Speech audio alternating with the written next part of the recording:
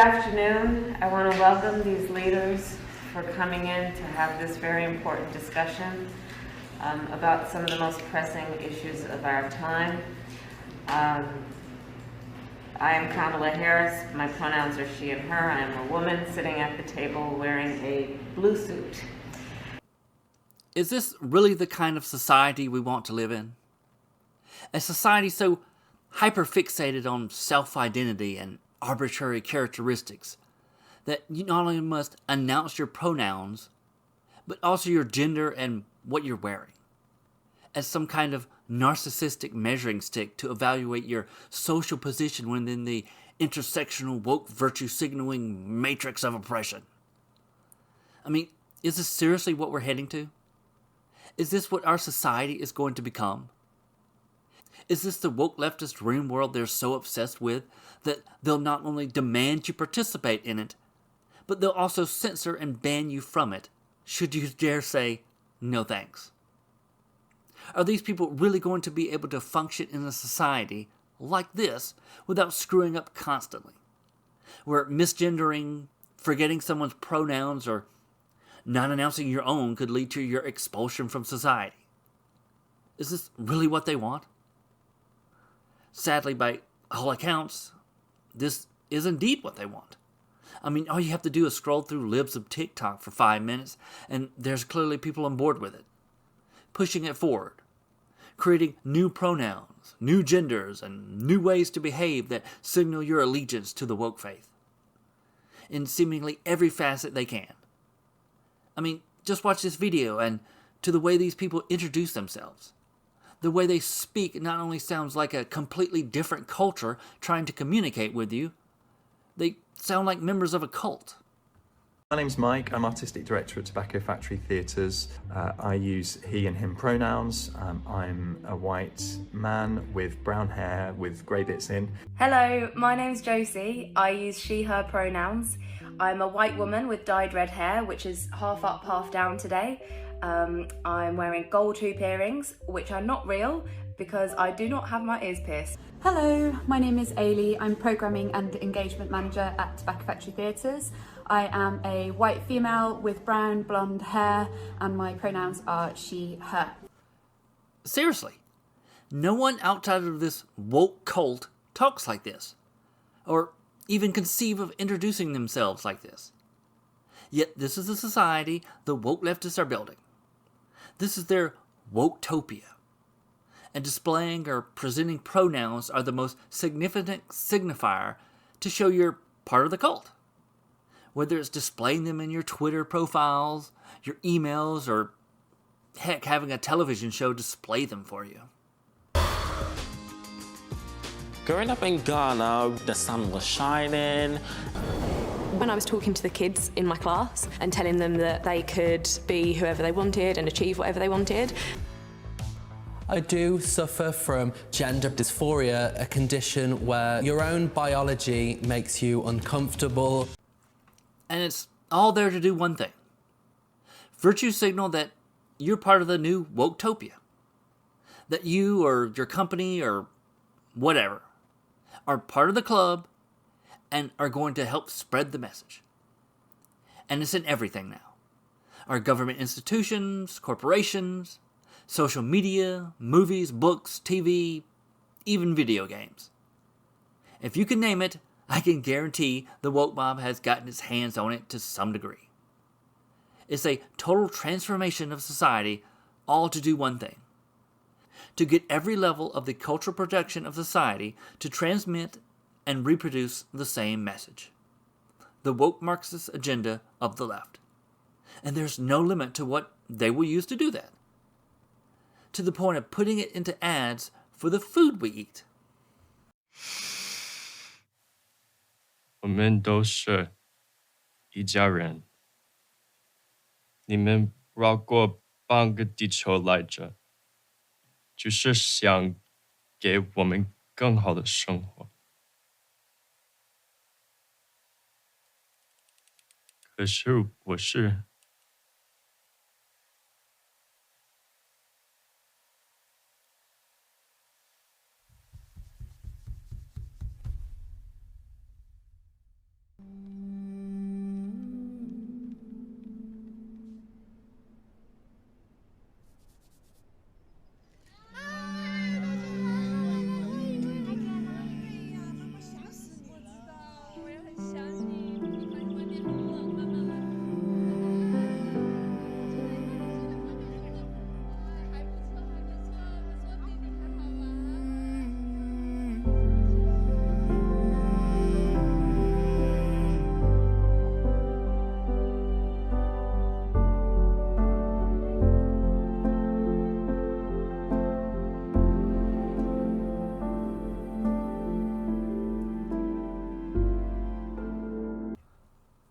What? That's an Oreos commercial? Do we really need a 2+ minute ad? Yes, I cut it down because it's a lot of overdramatic garbage. But do we really need a Oreos ad about a Korean gay man coming out? Then telling me to be a lifelong ally at the end? Of course not. It's a freaking cookie commercial. Yet, as I said, the point is to transmit wokeism in everything. To sell you wokeism, not the product. Because everything must sell you wokeism. Everything must be made to broadcast wokeism. Everything must be made to support the Woketopia. So 2-minute long ads that have nothing to do with the product will be made to do nothing but spoon feed you a woke narrative about gay men or trans rights or about how little boys should be wearing dresses. And if you dare disagree, you'll be dealt with by the goth groomer chick that is there to protect the boy in a dress from the normal kids. Twix presents Bite Size Halloween.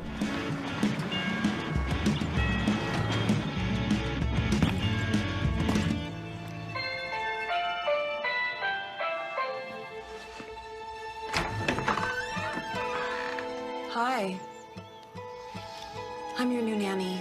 I don't need a nanny.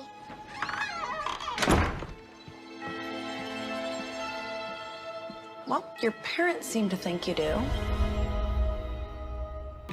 You buckled? I'm still wearing my princess dress. Do you want to wear it? Okay.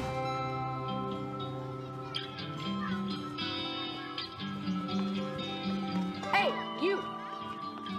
Princess! You look like a girl. Why are you wearing that? Dressing like this makes me feel good. Is that your nanny? She looks weird. You look weird, your nanny looks weird, you guys are both weird. No, we're just different. Boys don't wear dresses. Whoa! Whoa! Where is it coming from? What's happening? Help!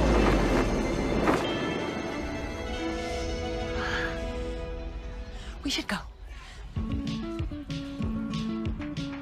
Will he come back? Yeah, probably. Come on. Guess I'm never eating Twix again. But once again, why is this being displayed in an ad meant to sell you cookies? Or in an ad to sell you burgers? Or cereal meant for kids? Or freaking Doritos? I mean, seriously, rainbow Doritos? Even to the point where you have cringe advertisement like this promoting love is love. None of this needs to be here. We don't need this. Just sell us some food or whatever else and keep the woke virtue signaling garbage out of it. Yet sadly I know saying that isn't going to make the people doing this change their minds. As I've already said, the products aren't the point. Wokeism is the point. Transforming the country to create the Woketopia is the point. So not only will they sell us wokeism in every product they can, they'll separate our products based on who owns it. So the members of the woke cult can know if they're buying from a minority owner or not, be it a Hispanic-owned product or a black-owned product. To apps like Uber Eats and DoorDash specifically setting up categories to order from black-owned businesses. To where they were even advertising they would stop charging delivery fees for ordering from black-owned restaurants. All in the name of diversity and justice. Just more woke virtue signaling. And if it's not in our food and products, it's in our entertainment.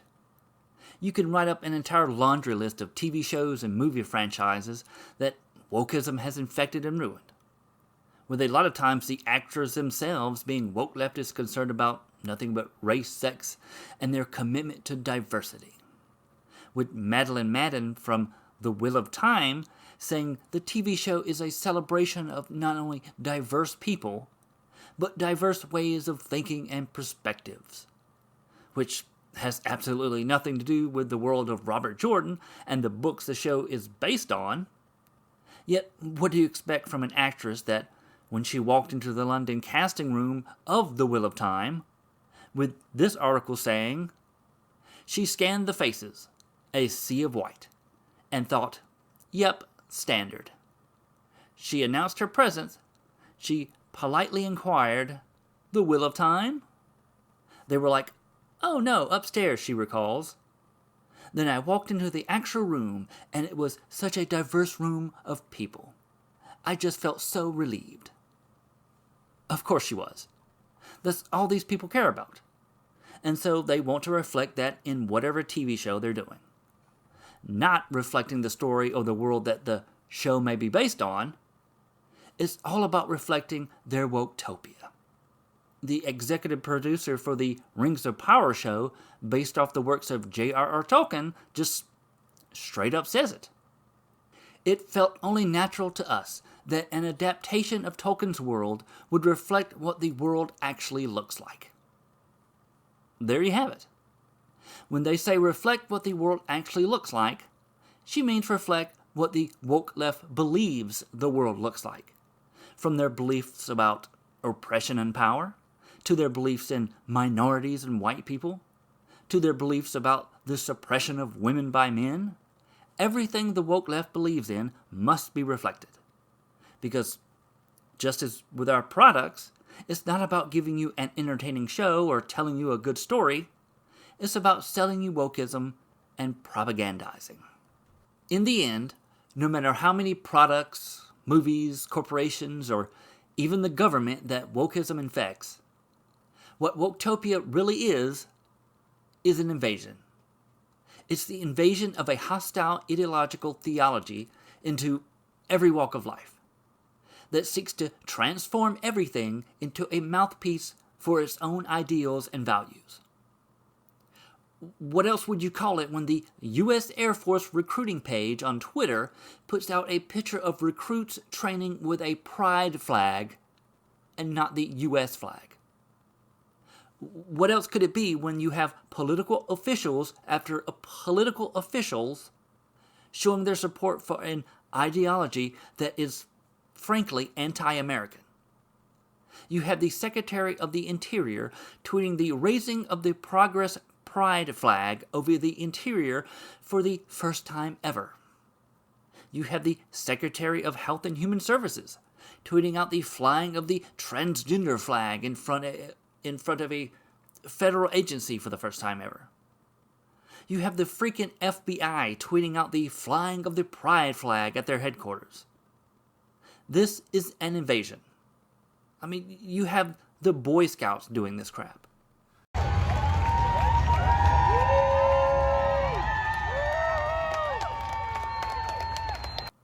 At least they have the decency to pretend they're not completely infested with wokeism by flying the U.S. flag along with the pride flag. But still, the question remains, why is it there in the first place? The answer is it shouldn't be. Yet, there it is, like a giant middle finger to the country it now inhabits. Wokeism is like a cancerous tumor growing within the body of America, slowly taking over until it completely kills the host. I mean, just take a look at this picture. Keep in mind, this isn't America. This is Britain. But they're in the same boat we are, just sadly farther along than we are. But just look at this. Does this not look like the display of a foreign power or an ideology that has now taken complete control? I mean, at this point, I don't see any difference between this picture and, say, this picture. Sure, the beliefs behind them are different, but the ideological conquering of a nation is the same. It's what's happening in America and basically every Western nation. And the woke Marxist left have a word for what they're doing. They call it decolonizing. And that's what the Woketopia is. The decolonizing of America. And they're doing it to any and everything that is American. Be it our history, our stories and entertainment, our way of teaching and learning, to the very political and philosophical ideas that underpin the United States as a nation. That's why it's being shoved into everything. And exactly what is decolonizing? Well, just looking it up on Merriam-Webster, which is becoming increasingly woke itself, you find this as the second definition of the word. To free from the dominating influence of a colonizing power, especially to identify, challenge, and revise or replace assumptions, ideas, values, and practices that reflect a colonizer's dominating influence, and especially a Eurocentric dominating influence. And that last part is what hits the nail on the head when it comes to the woke left. They believe America and everything that comes with it, our Constitution, the Christian underpinnings, all the values that entails, are all an Eurocentric dominating influence that is used to uphold white people, or specifically whiteness, while also being used to oppress people of color. Therefore, all these areas of American life must be decolonized in order to get rid of that oppression. So they're doing exactly what the definition says. They're identifying, challenging, and revising or replacing. Therefore, we must decolonize museums, because we have to decolonize art, which is ultimately a means to decolonizing history, which is what things like the 1619 Project are about. We have to decolonize the theater. We have to decolonize entertainment. You know, that right there includes every bit of woke virtue signaling we find in our movies, TV shows, video games, what have you. We have to decolonize education. We have to decolonize math, which is why we have someone like the head of a teachers union saying, it's okay that kids don't know math. They learned resilience. They learned survival. They learned critical thinking skills. They know the difference between a riot and a protest. They know the words insurrection and coup. Because we can't teach kids how to live in a white supremacist culture anymore. We have to teach kids how to live in the new woke culture that has to be taught to overthrow that white supremacist culture. They also have to learn how to navigate the Woketopia. So they have to learn about pronouns, sexual fetishes, and what labels like non-binary and transgender mean. Which is why we also have to decolonize gender. We also have to decolonize diet. And I guess these freaks are going to show you how. We have to decolonize politics, which is what the entire Democrat Party is doing now. And most importantly of all, we have to decolonize Christianity. As Antonio Gramsci wrote, socialism is precisely the religion that must overwhelm Christianity. And why? Because it goes against everything the narrative of Woketopia is based on. All of it. Every aspect of American society and the Western world in general must be reshaped to broadcast the values of a foreign, hostile ideology in order to reprogram people to reflect back that very same ideology. Their goal is to always make believers. It's to always spread the virus, to fill every institution with it, to change all the consciousnesses, to introject the new sensibility so that we have a new world order able to be accepted, that we've been made suitable to accept it, and that we demand it and want it and can't live without it. That's mixing Freire and Herbert Marcuse. So you have to seize institutions like churches and educational institutions. Those are the two Freire he's talking about, but also corporations, also governments, also legal apparatuses, the courts, etc. You have to seize those things in order to use them as instruments to make more people come to consciousness. The point of every institution, everything every institution does, is to raise the consciousness, the class or critical consciousness, that we need to have our own personal Easter to become Marxists. So everything must be transformed in order to turn people into Marxists.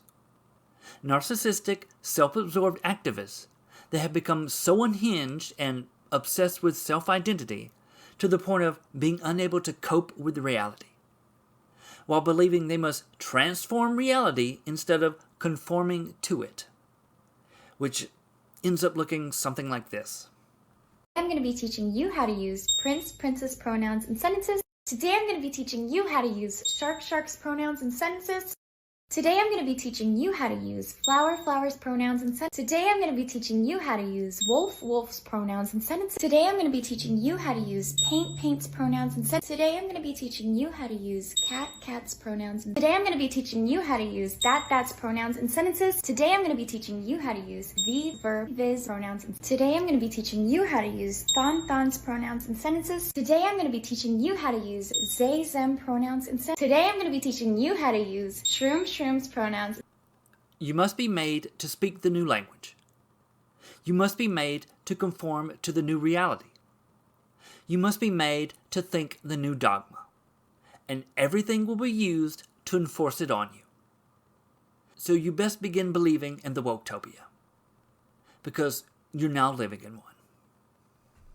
Hey, thanks for watching. If you liked the video, please like and subscribe. You can find me on most social media sites talking about culture and politics. So do look me up and say hello. And take care and God bless.